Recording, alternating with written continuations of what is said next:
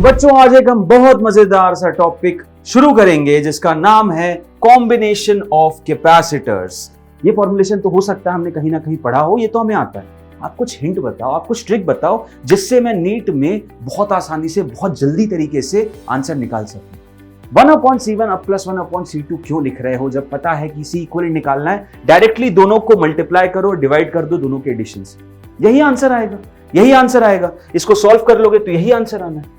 तो ये आपका हैक नंबर 2, बेसिकली हैक 1 और हैक 2 आपकी स्पीड बढ़ाने के लिए काम आते हैं कि आप दो जैसे ही देखो, अलग वैल्यू के है तो C1 C2/C1 + C2 कर दो, और सेम वैल्यू के है तो डायरेक्ट C/2 कर दो। ठीक है, n कैपेसिटर्स है, सबकी वैल्यू C। तो फाइनली C इक्विवेलेंट जो हो जाएगा वो C/n होगा। मतलब ये अगर 2 है तो C/2, 3 है तो C/3, 4 है तो C/4 और n है तो C/n। तो यार ये जितने भी हैक्स मैंने आप लोगों को बताए हैं, इन हैक्स को याद रखना, ये काफी यूजफुल रहेंगे आपको फटाफट से आंसर निकालने में सीरीज कॉम्बिनेशन ऑफ कैपेसिटर्स के केस में। हाँ जी everyone, so I welcome all of you to this very beautiful platform of infinity learn by Shri Chaitanya. तो बच्चों आज एक हम बहुत मजेदार सा टॉपिक शुरू करेंगे जिसका नाम है कॉम्बिनेशन ऑफ कैपेसिटर्स। तो यार कैपेसिटर एक बहुत इंपॉर्टेंट सा एलिमेंट हो जाता है और कॉम्बिनेशन ऑफ कैपेसिटर्स यहां पे काफी ज्यादा इंपॉर्टेंस रखता है, जिसमें हम सीरीज और पैरेलल कॉम्बिनेशन के बारे में इन डिटेलिंग जानेंगे। और साथ ही साथ एक ऐसी ट्रिक तो मैं जरूर बताऊंगा आप लोगों को जिससे कि सवाल आप बहुत अच्छी और बहुत बढ़िया तरीके से सॉल्व कर सको, और तो और स्पीड इतनी बढ़िया हो जाएगी और एक्यूरेसी एकदम सटीक। सो यहां पर इस पूरे सेशन को देखना और एंड तक देखना, तभी आपको सीरीज और पैरेलल कॉम्बिनेशन की एक वो बढ़िया सी ट्रिक और साथ ही साथ जो रिजल्ट होता है वो भी समझ में आ जाएगा। तो शुरू करते हैं इस सेशन को।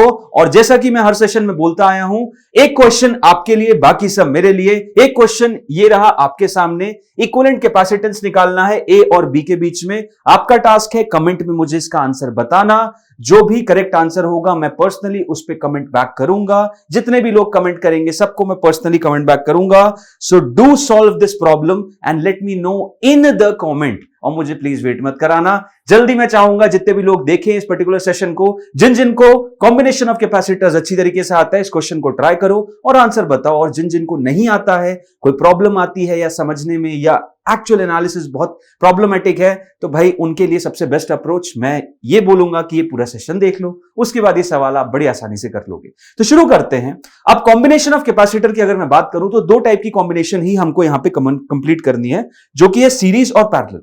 ठीक है, अब सीरीज और पैरेलल कॉम्बिनेशन की अगर बात की जाए तो अपने प्रीवियस क्लासेस में इन दोनों ही टॉपिक्स को रेजिस्टर्स में समझते हैं, राइट। रेजिस्टर्स में आप बहुत अच्छी तरीके से series combination of resistor, series और पैरेलल कॉम्बिनेशन ऑफ रेजिस्टर समझते हो, और यहां पे हमें वो रेजिस्टर की जगह कैपेसिटर इन्वॉल्व करना है और फाइनल आंसर निकालना है। तो होगा क्या, कुछ इस तरीके का कॉम्बिनेशन आप देख सकते हो कि दो कैपेसिटर हैं और वो दोनों ही कैपेसिटर एक बैटरी या एक कोई भी सेल है उसके अक्रॉस लगा दिए गए, राइट। इस कैपेसिटेंस की वैल्यू C1 है, इसकी वैल्यू C2 है। अब हमें यह पता करना है कि भाई इन दो की जगह अगर मैं एक कैपेसिटर लगाना चाहूं, अगर इन दोनों की जगह मैं मात्र एक कैपेसिटर लगाना चाहूं, तो उस कैपेसिटेंस की वैल्यू क्या होगी, मतलब C इक्विवेलेंट कितना हो जाएगा C1 और C2 के टर्म्स में, मुझे यह जानना है। समझ रहे हो? अब इसमें क्या अप्रोच रहेगी, आओ उसको समझते हैं और इस C इक्विवेलेंट की वैल्यू निकालने की कोशिश करते हैं in terms of C1 and C2। तो जैसा कि आप देख सकते हो, ये बैटरी है, यहां से एक चार्ज प्रोवाइड करेगी, और ये जो चार्ज है, क्योंकि ये सीरीज कॉम्बिनेशन है, ये चार्ज दोनों पे सेम रहेगा, दोनों पे ये चार्ज सेम रहेगा, राइट। और वही उतना चार्ज अगर इन दोनों की जगह एक C इक्विवेलेंट लगा देता हूं तो वही चार्ज जाना चाहिए, क्योंकि अगर वो चार्ज दी जाएगा तो क्या काम है C इक्विवेलेंट का। ये C इक्विवेलेंट तभी कहलाने लायक है जब सेम चार्ज बुलाया जाए और इसके अक्रॉस सेम पोटेंशियल डिफरेंस जितना बैटरी का एस्टैब्लिश हो, राइट। अब मुझे एक चीज बताओ, जो इस बैटरी का पोटेंशियल डिफरेंस होगा, क्या वो इन दोनों में बट नहीं जाएगा? क्या वो इन दोनों में बट नहीं जाएगा? मतलब अगर मान लो इसका पोटेंशियल डिफरेंस V है, तो यहां से इस पॉइंट के बीच में एक V1 पोटेंशियल डिफरेंस होना चाहिए, और इस पॉइंट से इस पॉइंट के बीच में, मतलब C2 के अक्रॉस जो पोटेंशियल डिफरेंस होना चाहिए V2 होना चाहिए। और साथ ही साथ ये चीज भी होनी चाहिए कि भाई V की वैल्यू V1 + V2 के बराबर होनी चाहिए। V की वैल्यू V1 + V2 के बराबर होनी चाहिए। जो बैटरी का पोटेंशियल है वही पोटेंशियल डिफरेंस दोनों कैपेसिटर के अक्रॉस क्रिएट होना चाहिए। और अगर ऐसा है तो Q = CV आप लोगों को फॉर्मूला पता है, Q is equal to CV, आप लोगों को फॉर्मूला पता है, यहां से हम बहुत आसानी से निकाल सकते हैं कि V की वैल्यू Q बाय C के बराबर होगी। तो यहां पे वही चीजें रखते हैं। V कितना हो जाएगा, V यहां से आप देख सकते हो कि V की वैल्यू देखो, यहां पे इसका पोटेंशियल डिफरेंस V है और इस कैपेसिटर के अक्रॉस भी पोटेंशियल डिफरेंस V है, राइट, क्योंकि एक ही कैपेसिटर है। तो यहां पे इस V की वैल्यू क्या मैं Q बाय C इक्विवेलेंट लिख सकता हूं? इस V की जगह क्या मैं Q अपॉन C इक्विवेलेंट ले सकता हूं इस केस में, क्योंकि इसके अक्रॉस पोटेंशियल डिफरेंस V है। V1 की बात करूं तो V1 किसके अक्रॉस है? C1 के अक्रॉस। तो क्या मैं उसकी जगह Q बाय C1 ले सकता हूं, और क्या मैं C2 के अक्रॉस जो पोटेंशियल डिफरेंस V2 है उसकी जगह Q बाय C2 ले सकता हूं? और अगर आपने ऐसा लिख लिया तो बस आपका काम खत्म, Q कैंसिल हो जाएगा और हमारे पास 1 अपॉन C इक्विवेलेंट की वैल्यू आ जाएगी, जो कि होगी 1 upon C1 plus 1 upon C2 के बराबर। 1 upon C1 plus 1 upon C2 के बराबर। ये मेन थीम है जो कि आप लोगों को याद रखनी, ये मेन थीम आप लोगों को याद रखनी, ठीक है। अब अगर इसकी जगह n नंबर ऑफ कैपेसिटर्स है तब क्या होगा? अगर n नंबर ऑफ कैपेसिटर्स है तब क्या सिनेरियो होगा sir? So for n number of capacitors, for n capacitors जो की वैल्यू है C1, C2, C3 ऐसी डॉट डॉट डॉट Cn, ये सारे हमारे पास कैपेसिटर्स हैं connected in series, connected in series. तो इस सिनेरियो में मैं ये बोल सकता हूं कि जो C इक्विवेलेंट की वैल्यू होगी वो बड़ी आसानी से इस फॉर्मुलेशन से निकलेगी। 1 upon C equivalent will be equal to 1 upon C1 plus 1 upon C2 plus 1 upon C3 dot dot dot, ये चलता जाएगा और ये कहां तक जाएगा? प्लस 1 अपॉन Cn तक। तो ये फॉर्मुलेशन रहेगा अगर n कैपेसिटर्स सीरीज में जोड़ दिए गए तो। ठीक है सर, बढ़िया बढ़िया बढ़िया। अब सर आपने कुछ ट्रिक या हिंट की बात की थी।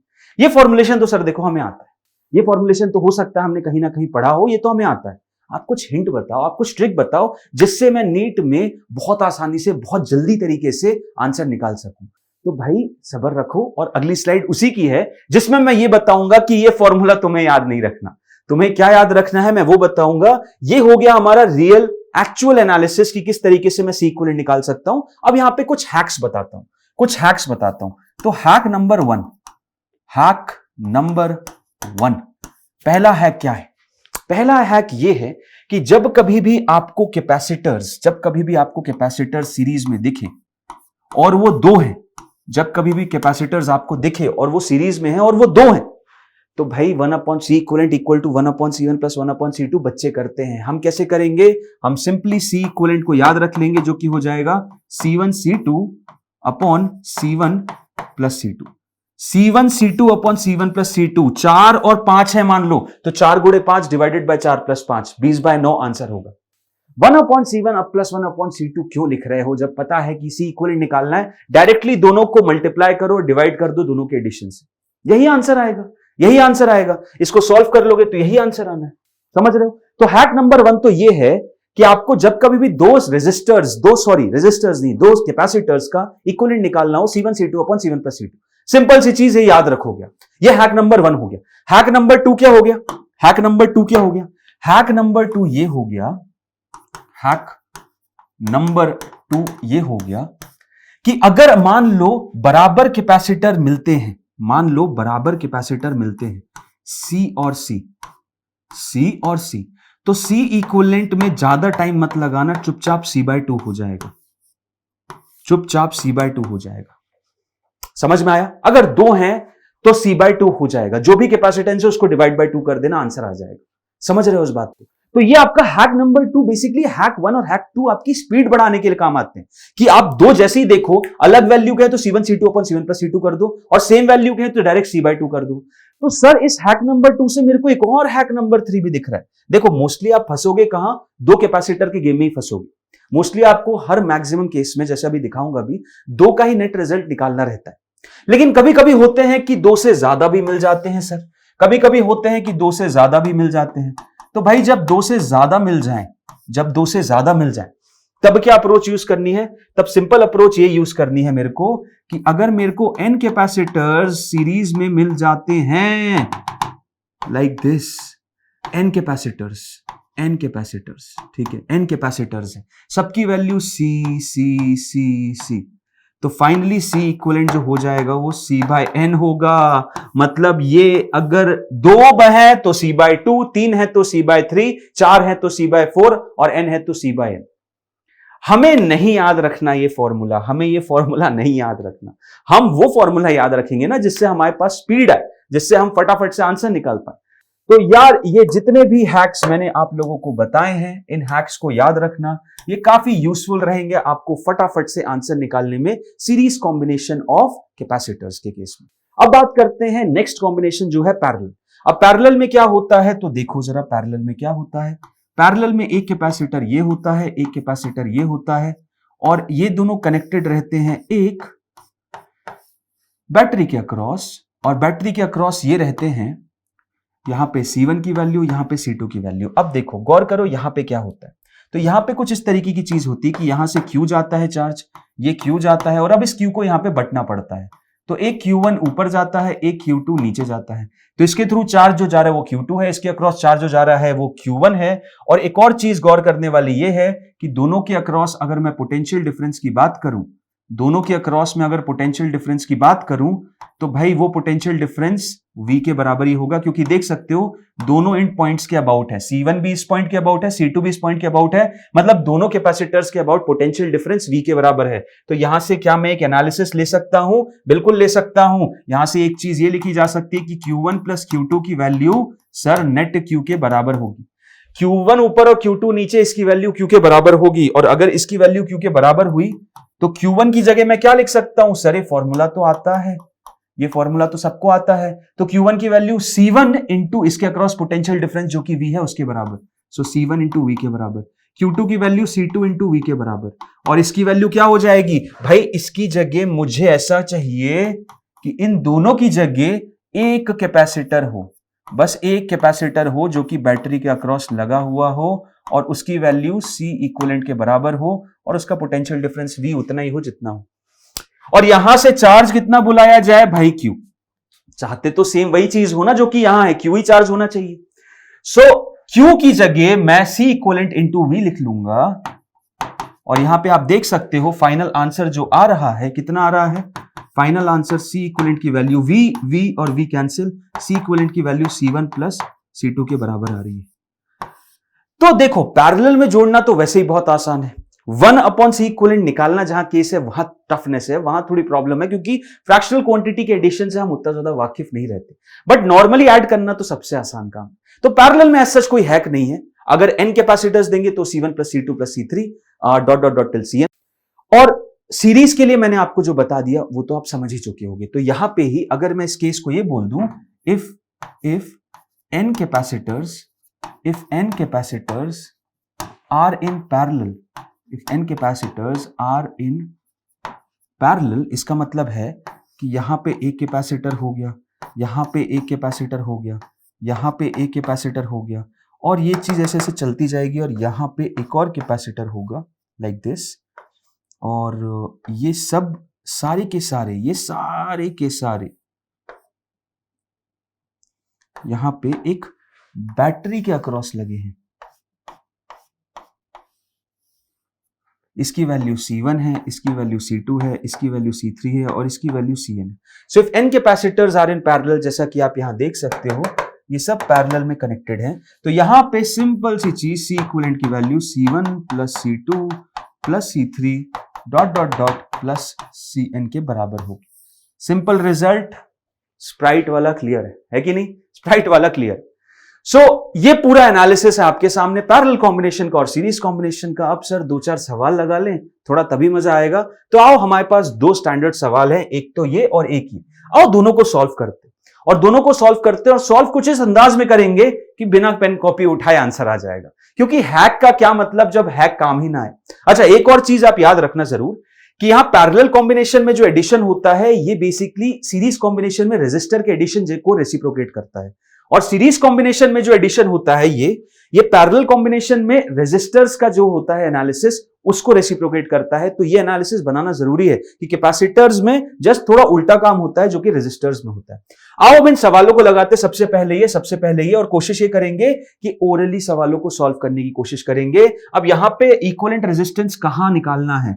तो भाई जो 2 पॉइंट्स दिए हुए हैं ए और बी, इनके बीच में निकालना है। जो 2 पॉइंट्स दिए हुए हैं ए और बी, उनके बीच में निकालना है। अब यहां पे बच्चे देखो, इसको थोड़ा सा रिकंस्ट्रक्ट करना चाहेंगे, इसको थोड़ा सा रिकंस्ट्रक्ट करना चाहेंगे, और वो चाहेंगे कि भाई ए पॉइंट सर यहां आ जाए और बी पॉइंट यहां आ जाए, तब थोड़ा बढ़िया मजा आता है। ए पॉइंट यहां आ जाए, बी पॉइंट यहां आ जाए। अब ए पॉइंट यहां, बी पॉइंट यहां, तो उन्हें एक चीज दिखती है ए और बी के बीच में, सर एक 2 माइक्रोफेराड का एक कैपेसिटर है, बिल्कुल।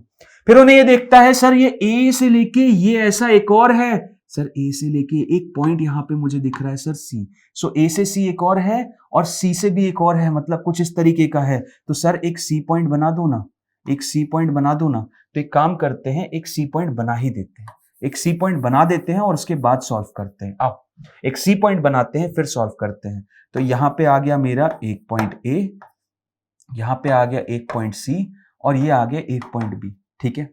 अब इसको बनाते हैं सबसे पहले ए से सी को, ए से सी को ये बना दिया, ए से सी को ये कितना है 3 माइक्रोफेराड। फिर उसके बाद सी से बी को मैं ये भी तरीका बताऊंगा जिसमें तुम बिना पेन के भी आंसर निकाल सकते हो, टेंशन मत लेना, दोनों तरीके बताएंगे। ये है मेरा 6 माइक्रोफेराड। उसके बाद ए से बी भी एक और है, लो ए से बी वाला ये जो पहले लिख रहा था वो ये हो गया। ये कितना दिया हुआ है सर? सर ये दिया है 2 माइक्रोफेराड। ओके, ये 2 माइक्रोफेराड दिया है, ठीक है। उसके बाद सर एक और है, ये ए से सी, देखो यहां पे एक पॉइंट डी है लेकिन डी लिखने का कोई अर्थ नहीं है, ये डायरेक्ट सीरीज में दिख रहे हैं। सो ए से सी कुछ इस तरीके में 2 और कैपेसिटर्स हैं, कुछ इस तरीके से। इसकी वैल्यू भी 6 माइक्रोफेराड और इसकी वैल्यू भी 6 माइक्रोफेराड। अब इस तरीके से जब इस डायग्राम को बना लिया जाता है तब केस बड़ा आसान हो जाता है, बच्चे बहुत आसानी से सॉल्व कर लेते हैं और बता देते हैं सर ये देखो सीरीज में आ गए, ये दोनों सीरीज में आ गए, फिर उसके साथ ये पैरेलल में आ जाएगा, फिर ये सीरीज में आ गया, फिर ये पैरेलल में आ जाता है, तो आंसर बड़ा ही आसान आ जाता है। इसको अगर छोटा करूंगा तो 6 और 6, अब देखो यहां आती है हमारी हैक्स काम। 6 और 6 सीरीज में याद है क्या क्या होता था? आंसर सीरीज में अगर बराबर हो तो सर बाय 2, जितने भी हैं बाय 2, यानी इन दोनों का रिजल्ट आ जाएगा 3, इनका 3 आएगा, फिर ये 3 के साथ पैरेलल में, तो ये 3 और 3 पैरेलल में, बस सर ऐड करना रहता है C1 प्लस C2, 3 और 3 पैरेलल यानी 6, फिर ये 6 और ये 6। देखो इसको एक और डायग्राम बनाते हैं, इसकी जगह आ जाएगा मेरा ये आ गया मेरा ये लाइक दिस, फिर ये 6, फिर ये एक कुछ इस तरीके का, ठीक है, समथिंग लाइक दिस। ये कितना आ गया सर? ये 3 आ गया, ये भी 3 आ गया, फिर इन 3 को जोड़ा, देखो फिर एक और डायग्राम बनाते हैं। ये आ गया सर, ये एक आ गया सर, ये, और फिर एक ये आ गया, राइट। ये 3 और 3 था, ये 6 हो गया, ऐड हो गया, फिर यहाँ पे एक और 6 था, फिर ये नीचे वाला 2 था, फिर ये मेरा पॉइंट ए और ये मेरा पॉइंट बी ही था, राइट। ये ए था, ये बी था, बिल्कुल सही सर। और फिर ये 6 और 6 सर वापस सीरीज में आ गए, और सीरीज में जब 2 बाजू बाजू रहते हैं तो आंसर उनका बाय 2 हो जाता है, मतलब 6/2। सो यहां से एक और स्ट्रक्चर आ गया कि इन दोनों की जगह अब ये हो जाएगा मेरा 3 और इधर हो जाएगा मेरा 2, और फाइनल आंसर देखो मैंने बता दिया, 3 + 2 कितना आ जाएगा? C इक्विवेलेंट की वैल्यू आ रही है, पैरेलल में है 5 माइक्रोफेराड। देख रहे हो, यहां से ऐसे फिर ऐसे फिर ऐसे। अब इतना लंबा कौन करता है यार? आओ इसको समझते हैं बिना इतनी लंबी प्रोसेस के, फटाफट अंदाज में। कैसे सर? बताओ कैसे? भाई देखो, पहली नजर ये बोलनी चाहिए कि यहां से यहां और यहां से यहां, ओहो, जहां तुम्हें सबसे पहले सीरीज दिख जाए, जहां तुम्हें 2 रेजिस्टर कैपेसिटर करेक्ट एकदम सीरीज और पैरेलल कॉम्बिनेशन में दिख जाए, जैसे ही दिख जाए उनका सबसे पहले तो नेट रिजल्ट निकाल दो। सर ये 6 और 6 का तो आधा होता है, 3 हो जाएगा। फिर देखा मैंने सर अगर ये 6 और 6 का 3 हो जाएगा तो इनकी जगह मात्र फिर एक कैपेसिटर रहेगा जिसकी वैल्यू 3 माइक्रोफेराड। फिर मैंने देखा अरे सर ये 3 और ये 3 तो पैरेलल में, सेम पॉइंट के बीच में, तो इनका आंसर आ जाएगा सर फिर इन दोनों को हटा के फिर फाइनल आंसर एक आएगा मेरा 6 का, और जो इसके साथ सीरीज में आ जाएगा, और ये 6 वाला इसके साथ सीरीज में सर फिर से इनका आधा, तो फाइनली एक आएगा सर यहाँ पे 3 माइक्रोफेराड का, और वो 3 के साथ जुड़ के फाइनल 5 हो जाएगा। तरीका एकदम सिंपल है, देख ओरली सकते हो तो भाई काम बन जाएगा। बिना किसी की मेहनत के तुम बड़े आसानी से आंसर निकाल सकते हो, बिना किसी की मेहनत से। बट अगर नहीं आए तो स्टार्टिंग में तुम इस प्रोसेस को फॉलो करो, और फाइनल आंसर यहां पे क्या है? Final answer C equivalent equals to 5 microfarad. ठीक है, चलो आओ सर एक और सवाल पे चलते हैं और आपका ज्ञान फिर से लगाने की कोशिश करते हैं। तो अगला सवाल कुछ इस तरीके का है। अगला सवाल कुछ इस तरीके का, ये लैडर प्रॉब्लम्स तरीके की कही जाती हैं और ये इनफाइनाइट लैडर नहीं है। इनफाइनाइट लैडर के लिए मैं एक अलग सा वीडियो बनाऊंगा जिसमें मैं इनफाइनाइट सीरीज के बारे में आप लोगों को बताऊंगा। बट यहां पे आप फॉर द टाइम बिंग यही समझ सकते हो कि भाई गौर ये करो कि यहां पे क्या दिया हुआ है, यहां पे पैटर्न देखना है। तो मैंने क्या ट्रिक बताई, सबसे पहले ऐसे पैटर्न्स, ऐसे कैपेसिटर को पकड़ो जो डायरेक्ट सटीक सीरीज या पैरेलल में दिख रहा हो। तो यहां पे किसी को कुछ दिख रहा है, सर यहां पे कंफ्यूजन है, ये इसके साथ सीरीज कैसे बोलूं, ये तो जंक्शन है, फिर ये इसके साथ सीरीज नहीं बोल सकते, ये नहीं बोल सकते जंक्शन है, गया गया गया। फिर मुझे 3 चीज दिखी, मुझे सर ये 3 दिखी, मुझे ये और ये दिखा, और ये तीनों सीरीज में दिखे। और सर जैसे मुझे तीनों सीरीज में दिखे मुझे समझ आ गया, ये 3 सीरीज में सर बताया था आपने सी और सी रहेगा बराबर, तो final answer C equivalent C/3 हो जाएगा। तो मुझे समझ आ गया इनका मतलब तीनों का तो सर 3 हो जाएगा। तो फाइनली फिर मैंने स्ट्रक्चर बना दिया, ये 9, ये 6, ये 9 इधर, फिर उसके बाद ये 9, ये 6, ये 9, ओके। और यहां पे क्या आ जाएगा सर, यहां पे आ जाएगा इन तीनों का 3, ये 6, 3 और 6 सर वापस मिलके क्या बन जाएंगे, 3 और 6 वापस मिलके सर ये तो 9 बन जाएगा। मतलब वापस ये जो स्ट्रक्चर बनेगा वो कुछ यहां पे 9, इन दोनों की वजह से इन दोनों को जोड़ दिया, एक बना दिया 9, और सर यहां पे एक और है 9, और सर ये तो 6 है। सर ये तो वापस वही रिपीट हो गया, ये 3 वापस सीरीज में, तो ये 9 9 9 का वापस C/3 3 आएगा और ये 6 के साथ जोड़ेगा।